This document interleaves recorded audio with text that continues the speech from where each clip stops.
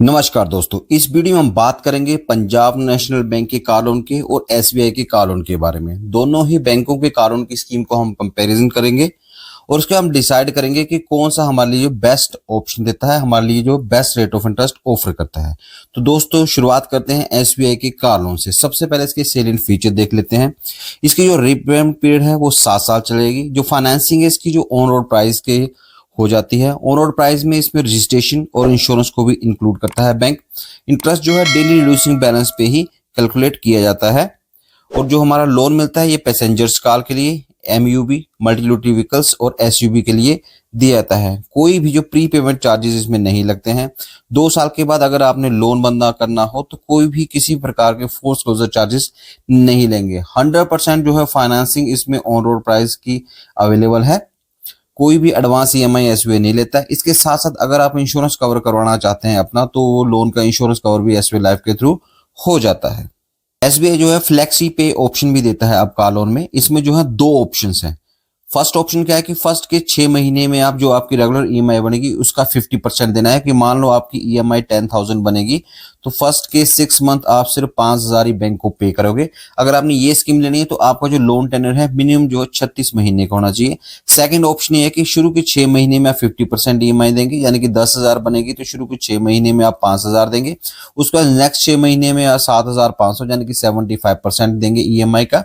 और इसके लिए जो है मिनिमम टेन्योर जो आपका लोन का वो 60 महीने का होना चाहिए। बात करते हैं एलिजिबिलिटी क्राइटेरिया का कि एसबीआई में कार लोन के लिए क्या एलिजिबिलिटी क्राइटेरिया। फर्स्ट वन है कि आपकी एज जो है 21 से लेके 70 ईयर्स होनी चाहिए। यहाँ पे जो है सोर्स ऑफ इनकम मेनली 3 होते हैं, सैलरी से, सेल्फ एम्प्लॉयड या बिजनेस से, और थर्ड वन है एग्रीकल्चर से। तो तीनों के लिए जो इनकम क्राइटेरिया एसबीआई ने अलग अलग किया है। फर्स्ट वन आता है हमारा जो सैलरीड एम्प्लॉय के लिए। इसमें क्या रेगुलर एम्प्लॉय आते हैं सेंट्रल पब्लिक सेक्टर एंटरप्राइजेस के, जिसमें कि महारत्ना, नवरत्ना और मिनी रत्ना शामिल है। इसके साथ साथ डीएसपी, डिफेंस सैलरी पैकेज में जो आते हैं, पीएमएसपी, पैरामिलिट्री पैकेज में आते हैं, इंडियन कोस्टल गार्ड पैकेज आईजीएसपी, और कस्टमर जो शॉर्ट कमीशन ऑफिसर है और जो वेरियस डिफेंस एस्टेब्लिशमेंट है, इनके लिए जो है इनकम क्राइटेरिया क्या है। इसमें जो है इंडिविजुअल की इनकम और इसके साथ जो कोई भी को एप्लीकेंट ऐड किया है, दोनों की जो इनकम मिनिमम साल की 3 लाख होनी चाहिए। जो नेट उनके अकाउंट में है 3 लाख जो है आनी चाहिए। और मैक्सिमम लोन अमाउंट कितना मिलेगा, आपकी जो नेट मंथली सैलरी होगी उसका 48 टाइम्स। मान लीजिए कि आपकी जो है 1 लाख रुपए आ रही है तो उसका जो 48 टाइम्स मतलब कि मैक्सिमम जो है 48 लाख तक आपको लोन मिल सकता है। दूसरा हमारा सोर्स ऑफ इनकम आता है जो हम प्रोफेशनल, सेल्फ एम्प्लॉयड या बिजनेसमैन होते हैं, उनके लिए भी जो है नेट प्रॉफिट जो है gross taxable income minimum 3 lakh per annum होनी चाहिए। इसमें भी इंक्लूडिंग को जो एप्लीकेंट है उसको ऐड करने के बाद। और जो लोन अमाउंट है मैक्सिमम जो 4 टाइम्स ऑफ नेट प्रॉफिट और gross taxable income as per जो है इनकम टैक्स रिटर्न। जो इसमें और एक ये है कि जो एडिंग बैक करेंगे हम डेप्रिसिएशन और repayment of all existing loan की। और थर्ड वन आता है हमारा एग्रीकल्चर के लिए। एग्रीकल्चर के लिए जो एनुअल इनकम है वो 3 लाख से बढ़ा के 4 लाख कर दी गई है। और इसमें loan amount 3 times of net annual income दिया जाएगा। बात करते हैं अभी डॉक्यूमेंट्स रिक्वायर्ड की कि अगर आपने जो एसबीआई से कार लोन लेना है और आप सैलरीड पर्सन है तो कौन कौन से डॉक्यूमेंट्स चाहिए होंगे। फर्स्ट वन ऑप्शन है कि स्टेटमेंट चाहिए जो जिस अकाउंट में आपकी सैलरी आई है पिछले 6 महीने की। 2 पासपोर्ट साइज फोटोग्राफ चाहिए होते हैं, proof of identity, proof of address, और इनकम प्रूफ में चाहिए आपकी लेटेस्ट सैलरी स्लिप और फॉर्म 16, और आईटी रिटर्न्स या फॉर्म 16 चाहिए आपके पिछले 2 साल के। लेकिन इसमें कुछ छूट भी दी गई है। अगर आईटीआर और फॉर्म 16 की छूट दी गई है कि अगर आपका जो सैलरी अकाउंट है वो एसबीआई के साथ है पिछले 12 महीने से, मतलब कि पिछली 12 जो सैलरी है वो एसबीआई के सैलरी अकाउंट में ही आ रही है, और सैलरी पैकेज आप कस्टमर हो तब आपको फॉर्म 16 या आईटीआर देने की आवश्यकता नहीं है, और ना ही आपको जो है अपने बैंक अकाउंट की स्टेटमेंट देने की आवश्यकता है। अगर आप बिजनेसमैन हैं तो उस केस में जो आपके अकाउंट की 6 महीने की स्टेटमेंट, 2 पासपोर्ट साइज फोटोग्राफ चाहिए, proof of identity, proof of address, इसके साथ साथ 2 साल की ITR का भी प्रूफ चाहिए, इनकम टैक्स रिटर्न या फॉर्म 16 पिछले 2 साल का, ऑडिटेड बैलेंस शीट आपकी चाहिए प्रॉपर CA से, जिसमें कि P&L भी शामिल होगा पिछले 2 साल का, shop and establishment act certificate, sale tax certificate, SSI registration या कॉपी ऑफ पार्टनरशिप के केस में ये सारी ही चाहिए होती है। इसके साथ साथ आपको बता दें कि अगर आपने SBI से कार लोन लेना है और अगर आपकी इनफ इनकम है, रीपेमेंट जहां से आपने करनी है, तो इसमें किसी प्रकार की जो गारंटी है उसकी आवश्यकता नहीं होती है।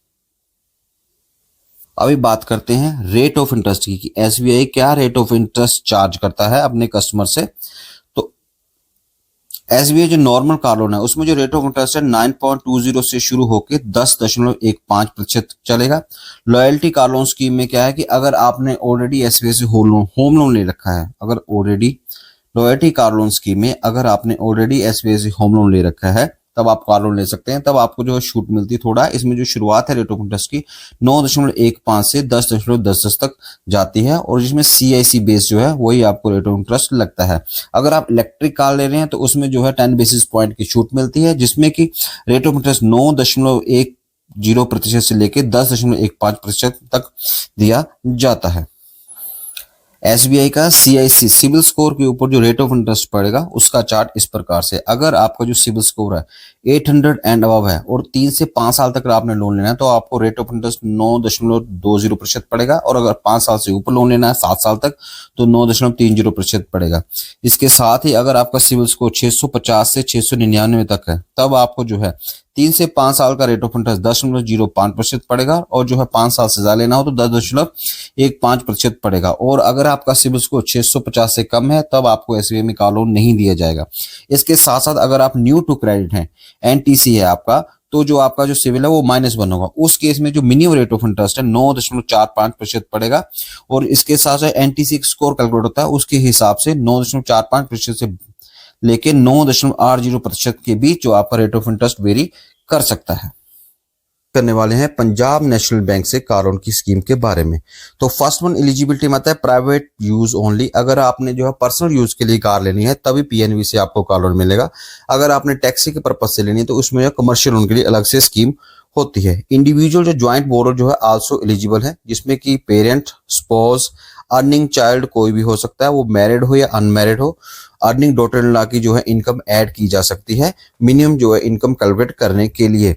बिजनेस कंसर्न में कोई भी है, कॉर्पोरेट या नॉन कॉर्पोरेट कंपनी या फर्म जो कि कैश प्रॉफिट पे हो पिछले 2 साल से, वो कार लोन लेने के लिए एलिजिबल है।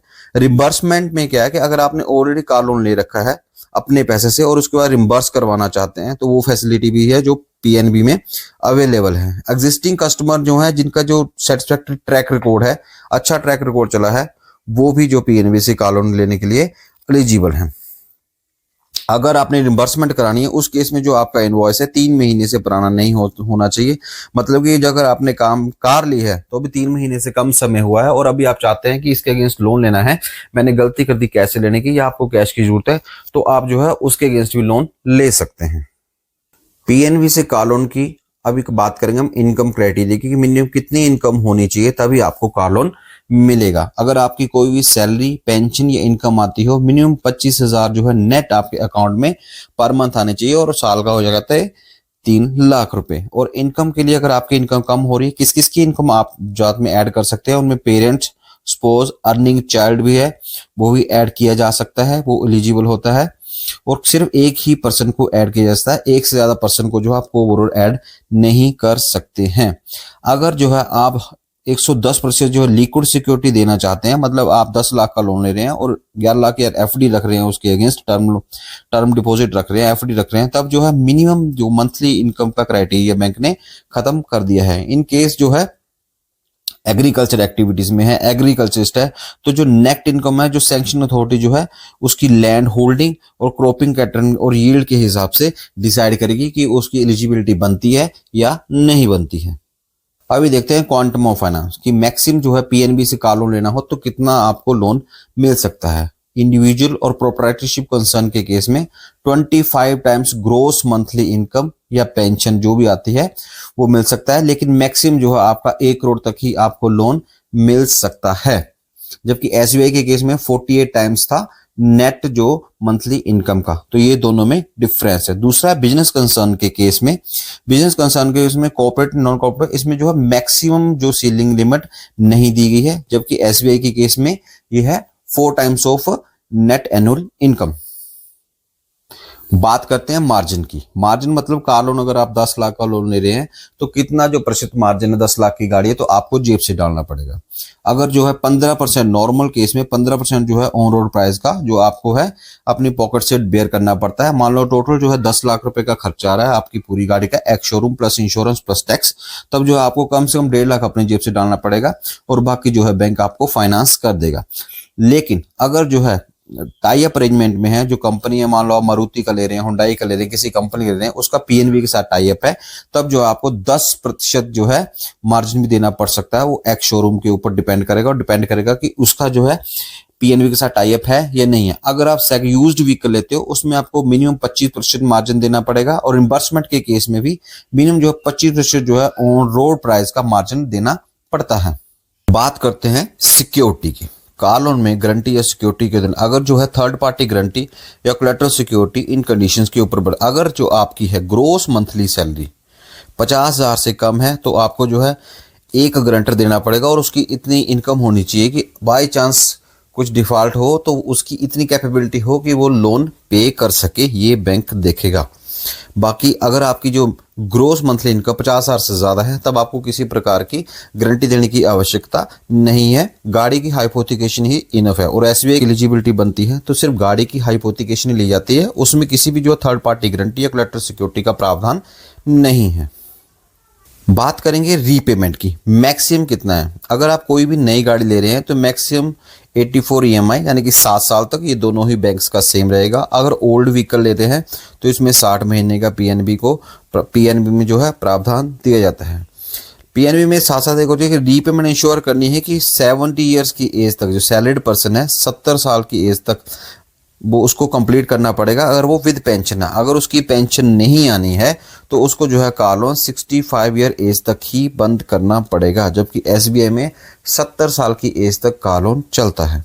बात करते हैं अभी रेट ऑफ इंटरेस्ट की। पंजाब नेशनल बैंक से अगर नई गाड़ी के लिए लोन लेते हैं और अगर आपका जो है ई व्हीकल के लिए लोन लेना है तो जो मिनिमम आपको रेट ऑफ इंटरेस्ट है 8.60 पड़ेगा और नॉर्मल व्हीकल के लिए 8.65 पड़ेगा अगर आप फ्लोटिंग रेट को चूज करते हैं। और अगर आप फिक्स रेट को चूज करते हैं तो आपको जो है 9.65% जो है नॉर्मल व्हीकल के लिए और इलेक्ट्रिक व्हीकल के लिए है 9.60% पड़ेगा।